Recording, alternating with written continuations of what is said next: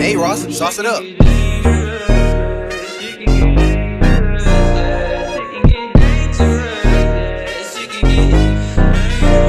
Shit can get dangerous, yeah. Shit can get dangerous, yeah. You staying with a lame bitch, yeah. Well, I'm staying with the gang bitch, 'cause that's gang shit. Like, ooh, and they gon' stay by my side, 'cause them boys down to ride, yeah. Like, ooh, she tryna play with my mind, I can't be wasting no time, yeah. But them boys my wheels, got in my bag and I got out my field. I'm getting this paper, I'm stacking a meal. I'm with your hoe in the house on the hills, yeah. I'ma keep it real, had to sacrifice to try to get my bands up. Shorty wanna fuck with me, she see me on the camera. She said she in love with me, but really I can't stand her. She just want part of this life 'cause she... Hey everyone, welcome back to Absolute Limitless Fiction Reborn. I hope you all are having an excellent holiday. I will make a compromise concerning my videos. And I apologize for a decline in video uploads. I am willing to upload 12 groundbreaking fanfics with back-to-back part 2 for each video, as soon as we hit 1,000 subscribers. Until then, please enjoy What If Goku Was the God of Destruction of DC Part 1, and have a good day. I am Kakarot, the God of Destruction.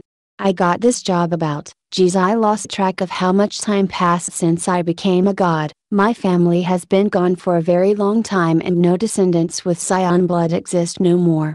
Well, there is my son Gohan, but has become a scholar and a superhero to the humans in China. Kinda fitting since these meta-humans began popping up all over the world. I haven't done anything to stop them because, to be honest, humans are the least of my concerns. Earth is my planet, and as long as the humans stay away from my sanctuary, then we have no problems. Good thing I put my sanctuary in the Arctic, a good hiding place for all the animals they thought went extinct and a good food source for when I'm in the mood for some dinosaur meat. We says I should mingle with the humans, but look what that got me, a son who wants to play hero. At least I don't have to deal with that crazy lady. I have no idea what I saw in her. Oh right. She seduced me with food, hilarious. Even though I am the god of destruction, the people of Earth praise me. Shocking, right? I think because I saved their planet from utter destruction a couple of times, but that's a few stories for another time. I have Whis helping me, of course, but we have a close connection since me not being able to sleep for a few decades like the last guy. He cooks and I practice my godly techniques until he deems they are satisfactory. Funny thing is, I have been flying through his lessons a lot faster than Beerus could. Whis wants me to embrace my god power, but I can handle being just me until a situation calls for it. Immortality sucks, but it has its perks. I saw the rise of humans and laughed when they discovered the wheel. I saw them form tribes to survive and build cities to grow. Although it was interesting, they do tend to follow one person's orders. I guess they feared their lives when a bunch of swords were aimed at their necks. Still didn't stop the pointless killing, rape, pillaging, and wars. They did make sacrifices to gods that didn't exist, until I ran into some messing destroying my planet with fires and creating monsters for fun. No one inserts their power on my planet. I appeared on their mountain welcoming until I ran into an old man named Zeus. Next thing I know, I'm slamming him into the ground and nearly killing him, even if they were saying they were immortal. But a god pleading for his life was hilarious. After straightening them out, I relaxed for the rest of the millennia, made a few friends with the Amazons, learned some magic, but I left most of it to Whis because that's his specialty. I made more friends in the other parts of the universe, from the gods of New Genesis and Apocalypse to the Lantern Corps. I did run into some bad civilizations along the way, mainly the Kryptonians, annoying bunch if you ask me. Whis and I paid them a visit. We were instantly treated with disrespect and mocked. By this time the entire universe knew who I was and they all knew to never mess with me, so I blew the planet up. I watched that stupid planet explode and I saw 2 ships heading away from the planet. I ignored them, and what happened? One of those bastards landed on my planet. Ha! Sorry about those Martians though, they had good places to relax. But after seeing the Kryptonians' abilities appear, my plan was one step closer to being complete. With the Queen Hippolyta's daughter training since she was born, Those Thanagarian appearing on Earth and several metahumans appearing. I might have something that can make my life a bit more interesting and fun to watch. What's an immortal god have left to do but have some fun? Also, it's getting pretty bad watching Gohan do those poses. Everyone instantly knew he was my son when he went SSJ against Darkseid. That's how I made a new friend that day. But for now, I need to gather some people together. Laughs. Pavend. We find 7 of our heroes gathered in front of a destroyed military base listening to the green humanoid alien telling them of his past encounter with a new enemy that threatens Earth. The entire planet was covered in clouds and tall machines attacked the humans, but since Superman disabled the nukes, all Earth weaponry was proven obsolete against the enemy that wiped out the Martians. So we all understand the plan? Superman asked. Everyone nodded and began to leave until they could hear aliens' flyers rushing their position. They all prepared to defend themselves, but a bright light engulfed the entire collection until nothing but ashes remained. They all looked to the cliff and saw a man in armor but his lower half GI pants. His feet were in black boots, Goku shoes in super, and black gloves. His cloak flapped in the wind and his red eyes focused on the group. He jumped off the cliff and gently landed on the ground, immediately recognizing him. Diana knelt to one knee. "Lord Kakarot," she said. The Martian bowed out of respect, but the others simply looked tensed around the newcomer. Kakarot chuckled and folded his arms. "Good, most of you are here," he said. They were missing a certain king from the ocean, but he mattered little. "No offense, Lord Kakarot, but why have you not stopped this invasion yet?" Superman looked at Wonder Woman in shock and confusion. If he could barely hurt these machines, then what could the sleek man do against the entire invasion? "I needed to see what you all can do. Think of this as an evaluation of your skills, Diana. But lives are lost the longer you do nothing. If you can stop this, then do it," John Stewart shouted. Kakarot looked at the Green Lantern in amusement. "I take you must be new to the Corps?" he said. "I'll let you get by with that one. Diana knows I care little for the life on this planet. Just the planet itself, so forgive me if a few humans are lost when there are billions left on this rock. Sorry, but I've seen these guys wage war in the name of a god that doesn't exist. It's actually funny." He laughed. Diana didn't question his logic. He was the one who made her gods bow down to him and give her people new lives. Or so the stories were told. "How can you even say that?" Superman asked, disgusted. "Someone with that much power would not help people." "Because Kryptonian in their eyes I am a hero, but the smart ones know we have a common mission, to protect Earth." "We are wasting time," Batman said. "Right, save the planet, heroes. My son has China covered, so focus on clearing up the sky. I'll be watching." He smirked and rose into the sky. The 7 heroes flew away from the area and put the strange man in the back of their minds until the people were safe. A few hours later. "The mothership is getting away," Flash shouted. They had just been rescued by Batman of all people and defeated all the aliens. Superman had learned they used him to lower Earth's defenses, and John was reminded he had failed his people. Kakarot saw everything with the help of Whis and laughed when he saw the ship try to escape from his planet. "No," John said, he wanted his revenge. John Stewart was checking to see if any lanterns could track it once it left the system, but they had no one within range. Superman debated flying after it, and Wonder Woman was waiting for a certain scion. "Wow. This place looks horrible," Kakarot said, appearing out of nowhere and surveying the damage. He could see a few remains and bodies buried under rubble and fires burning across the city. "Good job though." "My lord, they are escaping." Diana pointed to the ship leaving the atmosphere. "Oh? Forgot about them." He raised his hand and produced a small ball of purple energy the size of a soccer ball. "Here we go," he said, and casually threw the ball in the direction of the ship. Everyone watched the ball disappear but reappear in a flash of purple light before it quickly disappeared again. And done. He turned to the heroes. "You guys are terrible." They shouldn't have cared, but Diana seemed hurt. "Like your opinion matters," Green Lantern said. Next thing he felt was a fist buried in his stomach and a hand smashing his head into the ground. Kakarot held his head in his hand before smashing it into the ground again, then held him up again. John's face was bleeding and Superman could tell he broke a few of John's ribs. Kakarot looked into his green eyes with a smirk. The Guardians lowered their standards. It seems he said apologize he ordered, but the lantern remained quiet. Kakarot shrugged and smashed his face into the ground again. John tried to make a shield, but it was weak when his head was swelling up. I'm waiting, he sang. Stop! Superman ordered, but Diana held him back. Not getting his apology, he dropped the lantern's head. As I was saying, you all were terrible. Diana and John get caught. The Kryptonian and Thanagarian charge straight into battle, leading to their capture, and the Flash with Lantern don't work well with each other, he said. The normal man saved all of your asses. What does that say about the rest of you? He looked at Batman. By the way, smart thinking on your part. Obviously you're the brains of this whole group of misfits. The praise was unwanted, but Bruce accepted it. We get it already. Hawkgirl said, annoyed she was being mocked by this strange man. Good, because I need all of you to protect this planet. Diana looked up to see Kakarot staring at the city.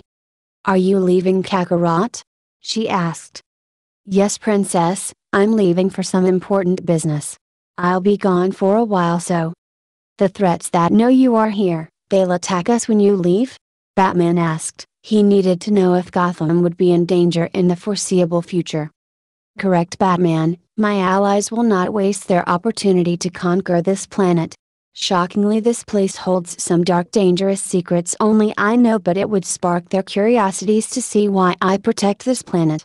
Diana's gods will begin to make their presence known again, and a few other forgotten foes will want to make a comeback. He looked at the group formed before him. That's why you wanted us together, to save your planet, Clark said. Yes and no. I can easily defend this rock, but I won't be able to once I am gone. The last time I left it didn't end so well for Earth, he chuckled. What happened? An asteroid may have hit the planet, he said, smiling.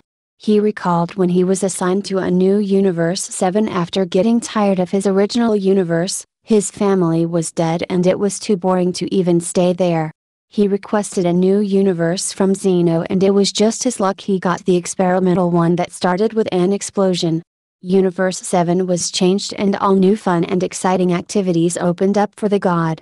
That's how he ended up seeing everything on Earth and causing a few major events that led up to New Genesis forming, and maybe the reason why a certain Parallax was trapped in a green battery. Wait, that's what happened? Flash shouted in shock. Their whole history may have been influenced by this man with a tail. Hell, he could have even created them. No, Flash, he did not create humans. He is a destroyer of worlds, and stories of him destroying planets with just the tap of his finger frightened the entire universe. Flash shuddered when he heard the Martian speak in his head. Yeah, he said, with new metahumans popping up across the planet, recruit them or lock them up, it's all on you. Just keep the planet safe and we won't have any problems when I come back. I might even give you a reward. He walked away from the group and a groaning Green Lantern holding his face. Diana? Wonder Woman followed the Scion until they were alone. What happened back home? I stole this armor. She gestured the outfit of a warrior. I'm sure they won't welcome me back, not after disobeying my mother. Kakarot saw the sadness appear on her face and placed a supportive shoulder on her. You can always stay at my sanctuary. Really? She asked, excited because she only visited the hidden world once as a teenager. But, you have to take care of my home, mainly my sensor trees. Do that and you will always have a home. She smiled and gave him a hug. Kakarot rolled his eyes and returned it. They released each other a few seconds later and smiled at each other. Now go join your new friends and remember, he paused, protect this planet. I don't care for the humans, but keep my sanctuary and this planet safe. She nodded and walked away.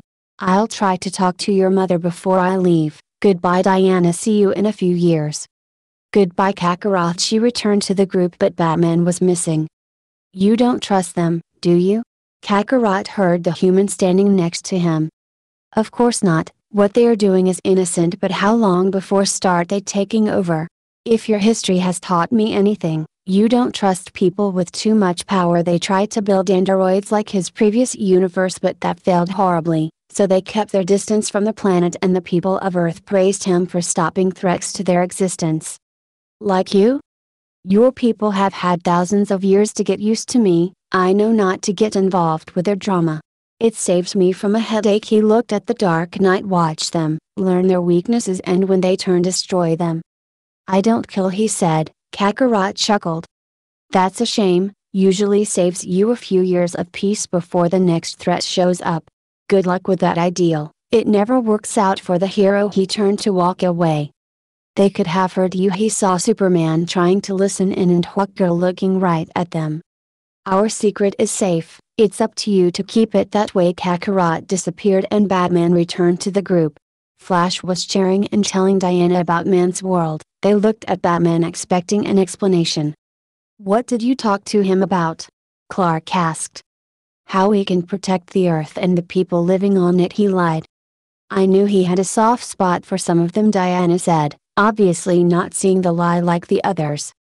Let's get to work then, Superman said. They all rushed to help save the people and help out across the globe. Batman, though, returned to an untouched Gotham and planned for the approaching night and possibly the future. Ready, Whis. Kakarot walked into the throne room of the Amazon Queen and saw his teacher sitting at the table filled with Olympic gods and the Queen herself. All ready? He sadly said. He stood up from the table and walked next to his god. The gods of Olympus said their goodbyes, a few with handshakes, but the goddess of love with a passionate kiss. He saw Ares and Hades hiding smiles from him, obviously thinking what to do when he leaves and have fun with the humans. The other goddesses gave him a salute, mainly the warrior ones like Athena. Zeus and Hera bowed to the Scion and left when their children all disappeared. Hippolyta walked to the Scion and gave him a polite kiss on the cheek. When you will return? I don't know, these things usually take a few years, maybe a decade, but it will be a long time. Might even take a century, Whis added, and with a smile. Why did you say that? Kakarot whined. There was no way he was sticking around for 100 years, unless they had some great entertainment this time. Just saying, you've been waiting for a few million years for anything to happen. It won't hurt to wait longer. Hey, few is the last word I would ever use. He turned to Hippolyta. Don't worry about your daughter, I gave her shelter in my sanctuary. Thank you. It saddens me to have to ban her from Themyscira, but we have laws for a reason. Maybe later you can bring her back and say I ordered it. Yes, I can, I just have to give it time before she can return. My people will not be so forgiving. That's an understatement. I'll see you in a few years, my queen, he said. Have a peaceful rule. She said goodbye one more time and left the room. Let's get this over with. Quit crying, you might even run into that little Scion girl again, he joked. Kakarot instantly recalled a woman transforming into a hulking figure with breasts. Female Broly? That's the one, he said, laughing at Kakarot's expression and wrath. He tapped his staff on the ground and surrounded them in a ball of lights with various colors. The ball hovered off the ground and shot through the open roof and into the sky. It raced past cities and people cheered when they saw the light racing by, thinking it was a shooting star. The light shot into the sky and towards the moon. It passed the light side and went deep into the dark zone before flying through a door leading to their meeting. The door stone slab slowly closed until it shut and left Universe 7 without its god of destruction. Above the streets of a sunny day in Beijing sat the great Saiyaman, looking over his city with a smile as a new year was introduced to the city he loved so much. He saw red lanterns hanging above the streets, dancers whirling during the parade, and the most important thing, no crimes at the moment. It felt great to help people. Some children saw him and began cheering for him, jumping in the air and waving at him with smiles. He waved back but stopped when he saw them look in his direction in awe. What? He turned around and saw two figures hovering in the air, a woman with a W on her chest and man with a huge S on his chest as well, but he had gaped to add to the blue O. You guys. We come in peace, Saiyaman Clark said, landing softly on the ground. Diana was looking at the parade in awe before facing the hero of Beijing. Okay? What brings you to my beloved city? He asked. If you're here for the parade, then I suggest trying the food. Enough to sway gods, he mumbled the last part. Oh no, we just got through helping the people rebuild after the invasion, no time for us to celebrate. That was an invasion? Those aliens didn't even know what to do when they faced me, he bragged. He had so much fun that day, running all over the country clearing spaceships and weird factories. No one could stop him. That would explain why he wasn't with us when we fought the mothership, Diana said. Luckily Kakarot was able to stop it from fleeing. Of course he would show up at the last minute, Sandman said, crossing his arms and a frown appearing on his face. The others could see that the hero must have had a previous encounter before. Always lets people die, but when he intervenes he saves the day and people see him as a hero. It irritates me how a monster like him would even be liked. I take it you don't agree with Kakarot like we do, Superman said. Saiyaman turned around interested. We're hoping to change that. I'm listening, he said after a few moments. Anything to help people was always important. We are putting a team together. He began to protect the citizens of Earth. Saiyaman laughed at the idea. And Kakarot is letting you form this security force? He said in disbelief. Kakarot was the one who got us all together. We all worked together to save the planet, Diana quickly defended the god. And let me guess, he showed up near the end? He asked knowingly. Yes, but now we can ensure nothing can harm the planet, she reasoned. We would protect the people? Yes, there are heroes popping up all over the planet. If we can gather them, then we can ensure no one on Earth is ever hurt again, or at least avert potential disasters. Really? And what is this team called? He asked. Well. He paused. We've decided to call it the Justice League. Saiyaman laughed at the name and wiped the tears from his eyes after a few moments.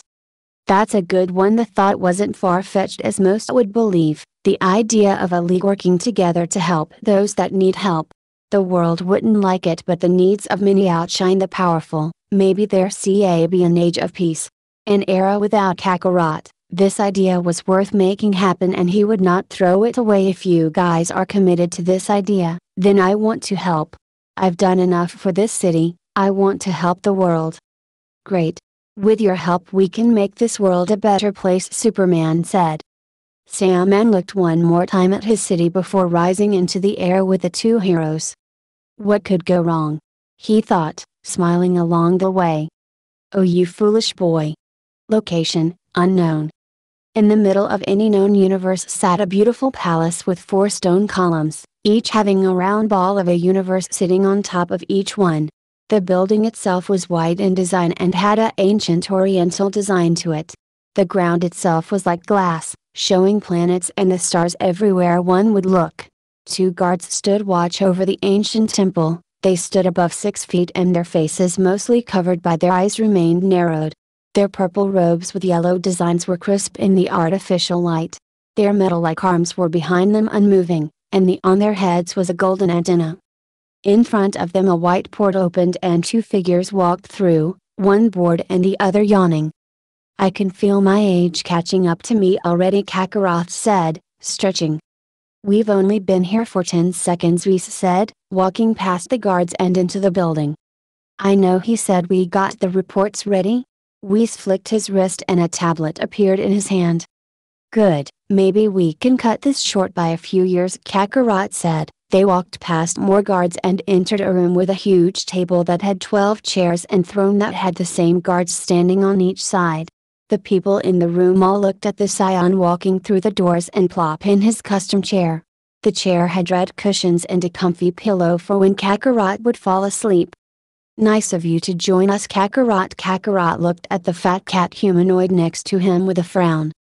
Careful, Champa, I might kill you next, he said. He smirked a bit when the fat cat slammed his fist on the table, but nothing shook. Why yo? Enough. The woman next to him ordered and smacked him in the head, making Kakarot laugh at the scene. I've missed you, Vados, he said to the woman with a long white ponytail and had angel robes that were green with the Universe 6 symbol on her dress. You should come work for me, I can sure use the extra company, he said, giving the angel a wink. She would never war. But what about we? She said, batting her eyelashes at the scion. What? He wouldn't mind, as long as we keep it down, he flirted. I'll think about it, she said, shocking her own god further. Don't tease the scion god, dear, it hurts just imagining what I would do to you, he said, internally laughing at the shocked and angry face of Champa. The fat cat was just about to fight Kakarot when the same doors opened and a small figure floated through with the creepiest smile Kakarot has ever seen on such a person. He and the other gods stood as one together and bowed to the figure as he floated to his throne. "You may be seated." They all sat in their chairs and looked at the small angel next to the smaller person smiling at everyone.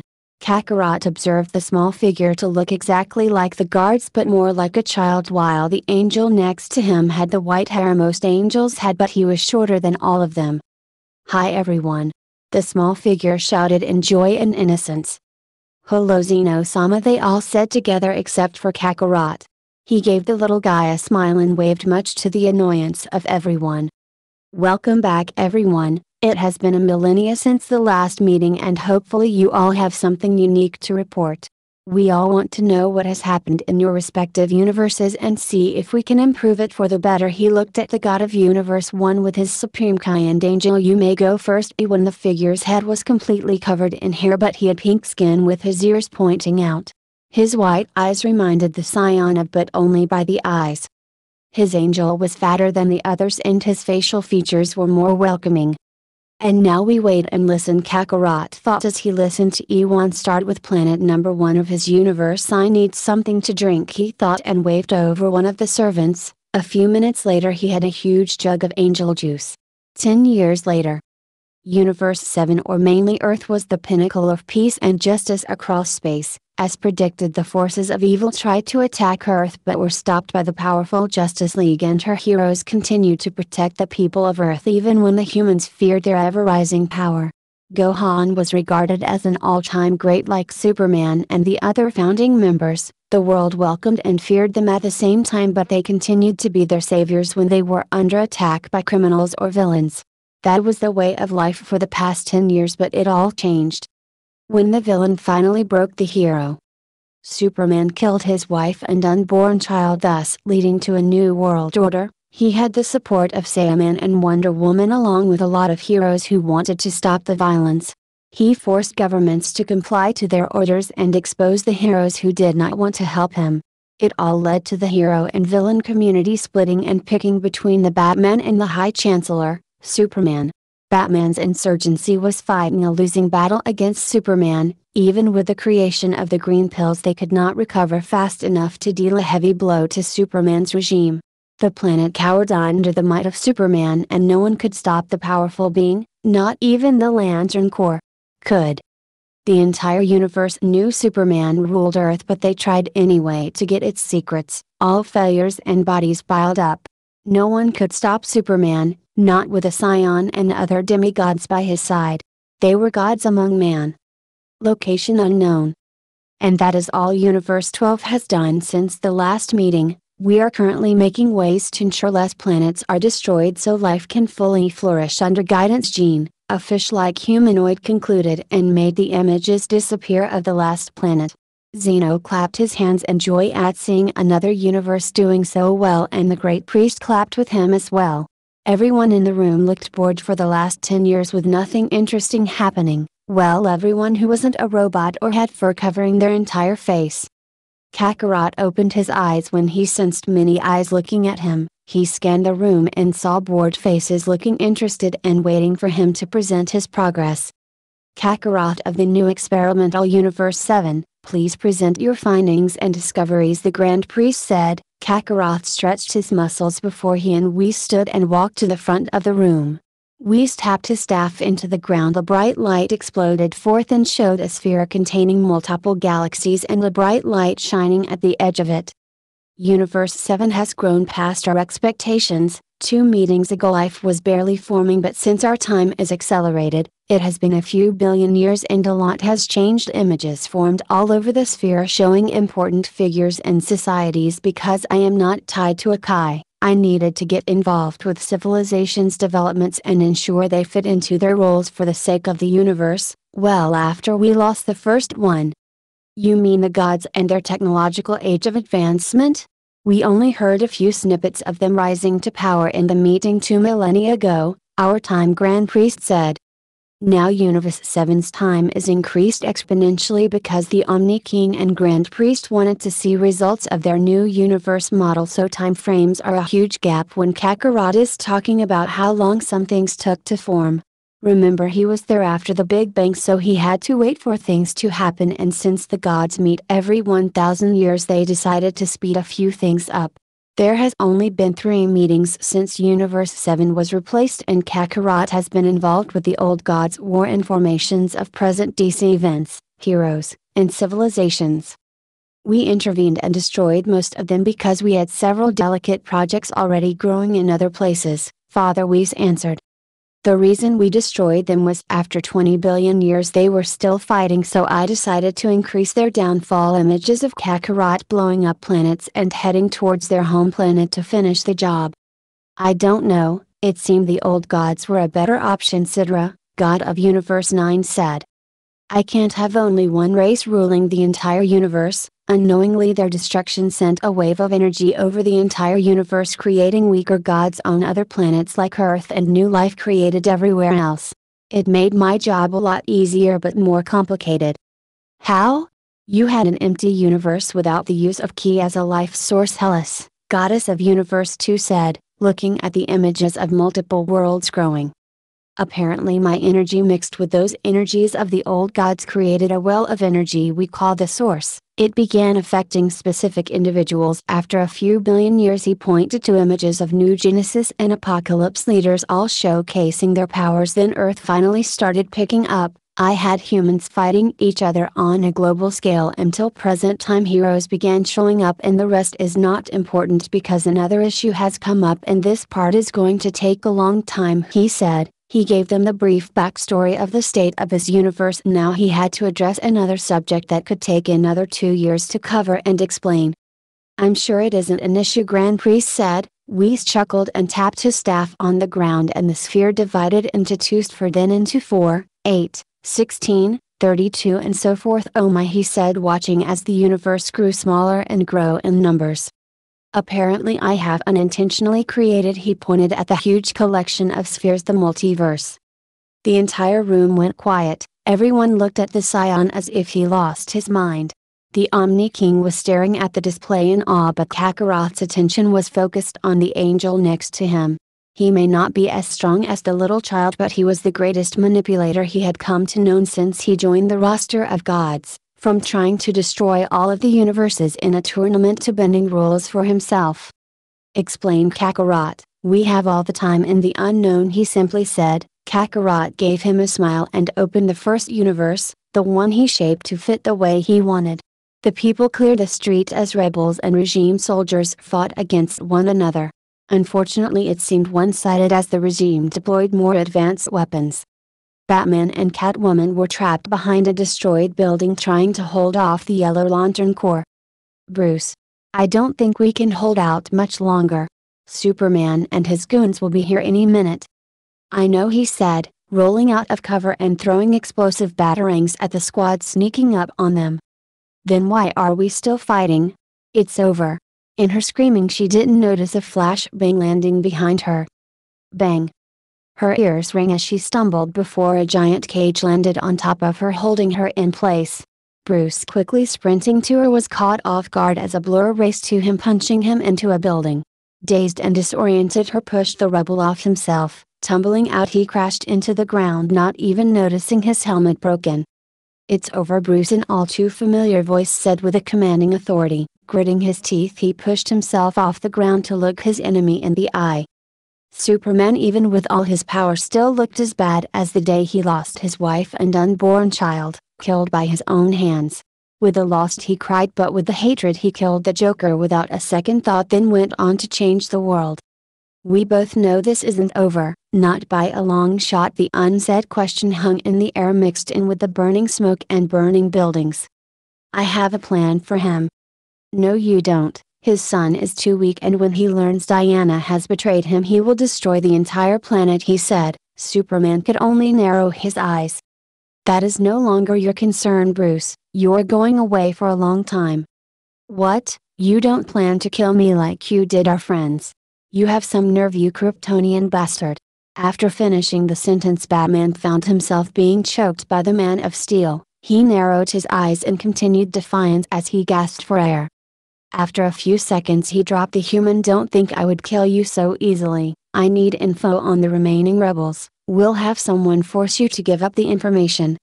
Looking at Superman, Batman spoke. Well then, here is your first hint then. The League of Assassins has obtained something extremely dangerous. Clark looked at him with a suspicious look. It is an object from the sanctuary you raided. It belongs to Kakarot. The League is dead. I killed all of them, remember? Then they did a good job tricking you. No, they live and they want their world back. Superman, becoming angry, looked at his soldiers. It doesn't matter what they want, I'll put them in their place like everyone else. If only it were that easy. An artifact from Kakarot's vault. He paused as the soldiers proceeded to arrest him and lead him to an armored truck. I only hope it is just a decoration. With that, the doors closed on the former Caped Crusader and began driving away. The sound of two people landing made him turn around and look at the forms of his two friends that have supported him since the beginning of this nightmare. Diana, Gohan, a little late to the party? I already got Bruce on his way to the facility right now. About time, for human he sure can be super resourceful, Gohan said, looking at the workers begin to fix the damage in the area. Unfortunately he had some last words that might bring trouble if I ignore them. He turned around looking at the city until he felt a hand on his shoulder. He looked at the beautiful eyes of Diana as she gave him a concerned look. Immediately he felt the guilt begin to creep into his body. She had expressed feelings for him to the point he could say she loved him, but he couldn't move on from their deaths. His own two hands are what ended his own family. His own powers that snuffed the two lives he treasured so much and went on to kill more friends than he would like to remember. Turning back to the two he spoke in a serious tone. Bruce said, an artifact is missing from the vault. No, that is impossible. We made sure nothing was missing when we cleaned out the old man's vault, Gohan said.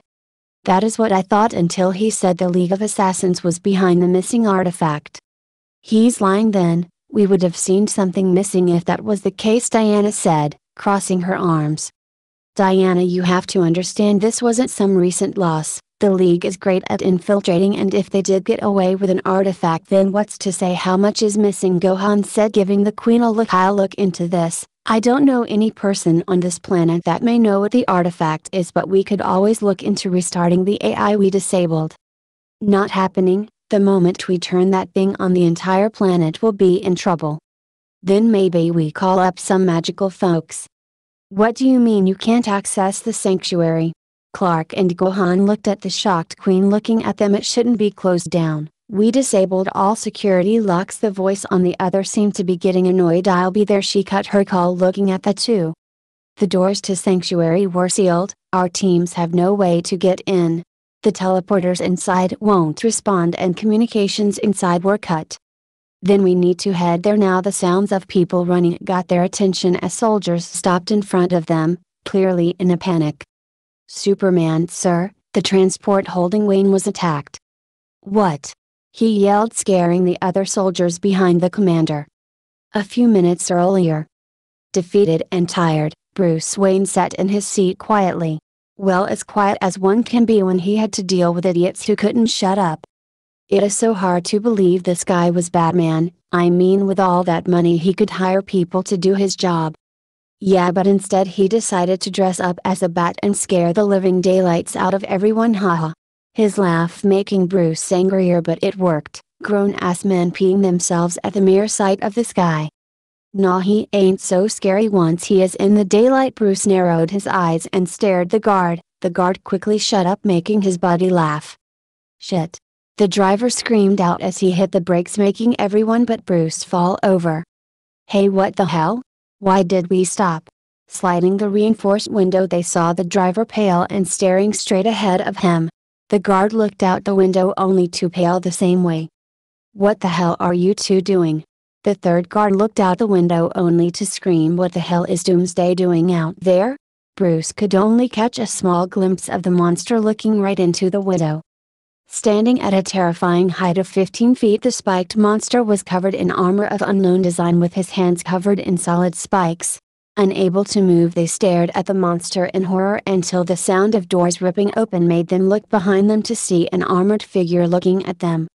Looking at Bruce, they spoke. "Hi Mr. Wayne, you're coming with us." Bruce could only nod as he got out. The figure casually cut his cuffs and began walking away to a nearby alley. Doomsday spoke. "Kill them and destroy the truck. Need to leave them with some evidence at least." With a mighty roar, the monster grabbed the 3 screaming guards before crushing them with ease. Blood covered the truck before Doomsday began ripping the truck apart with ease. An explosion rocked the area before the burning truck was hurled into a store across the street. "Let's go big guy, we're running late. You know how boss lady gets when we stay out for too long." Bruce stared at the being in front of him with a calculating gaze, his thinking interrupted by the giant figure of Doomsday walking right next to him. Every fiber of his being was screaming at him to get away from the monster that killed Superman of all people, but through sheer will he held his ground as the monster walked into a door too small for him. "Move it, Wayne." The figure pushed him through the door. Before he knew it, darkness was all he saw. "Oops, didn't mean to knock him out," the figure said, shrugging her shoulders. "Idiot," the creature mumbled. "Gah." Superman stared at the final image of the massive hand of Doomsday reaching for them. "When did Doomsday get out?" Gohan asked, scratching his chin. "That wasn't the Doomsday we know, it was a different one. The armor and control he showed is completely different from the animal we know," Clark explained, looking at the burning truck. "We have no idea where they went?" he asked the commander standing next to him. "No sir, the entire area was dark. No cameras or witnesses." He looked at his tablet. "The people living in the buildings have no memory of hearing a roar or explosion, so the only thing we could conclude was there might have been magic at play." "Great, Doomsday with magic, terrific," Gohan muttered, poking the wreckage. "I don't know, that armor the woman was wearing. It seemed more advanced than anything we have." "More advanced, huh? Almost like it came from Sanctuary," Superman said hopefully. "Diana finds something, and if she does, let's just hope he isn't back." Don't worry Clark, I got this. I have gained a lot of power over the years," Gohan said, flexing his muscles. "No, for us to win we'll need everything in our arsenal." Superman answering his earpiece, the voice of Cyborg spoke, sounding tired, if that was even possible considering he had just started his shift in the tower in the rebuilt metropolis. "Clark, we got a problem already." The headache he had was getting worse. "What is it?" he asked, already feeling mentally tired. "Come back to the tower, you'll want to see this." Annoyed Superman bid farewell to the half-Scion before shooting into the sky to Metropolis. Sanctuary. Landing in the research area, she saw several people standing outside trying to open the giant doors of the most guarded place in the universe. They all parted ways as she approached. She placed her hand on the door expecting a light to scan her hand, but all she got was cold silence. Trying again, she got the same result. Getting annoyed, she reached between the space in the doors and began pulling them apart. She yelled out in frustration as the doors didn't even move an inch. "Clear out the area and return to the base, I'll let you know when I'm done." Quickly obeying, they all got in their vehicles and disappeared over the hill, leaving the Queen of the Amazons alone. She looked at the door in confusion till she heard 2 people walking up to her. Turning around with her sword and shield drawn, she looked at the 2 figures walking towards her, one a female and the other 15 feet tall monster. Her eyes narrowed as she saw one of them carrying Batman over their shoulders. They stopped before her as if waiting for her to move. That's it for today.